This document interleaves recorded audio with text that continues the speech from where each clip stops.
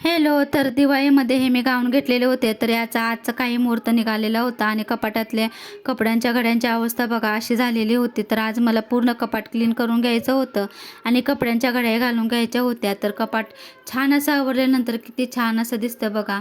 आणि पुन्हा 4 दिवसांनी हे कपाट असंच अस्ताव्यस्त होणार आहे. तर एवढं सारं काम केल्यानंतर चहा तर हा बनतोच.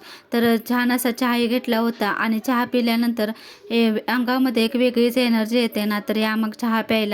त्यानंतर मी बाजारात भाजी न आणता आमच्या इकडे छोटे छोटे स्टॉलच घराजवळ लागतात. तर तिथूनच मी भाजी घेऊन आले होते.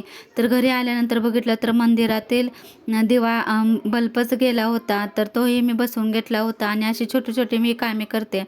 त्यानंतर देवाचा दिवा लावला आणि भगवान गौतम बुद्धाचाही छान असं मी पूजा करून घेतली होती. आणि अचानक ठरलेला होता मिसळीचा प्लॅन. तर मिसळीची पूर्ण तयारी करून घेतली होती आणि खूपच छान अशी मिसळ बनली होती. तर वेदूला भूक लागली होती. तर मिसळी दिली आणि मी थोडीशी ट्राय केली. तर चला तर मग बाय.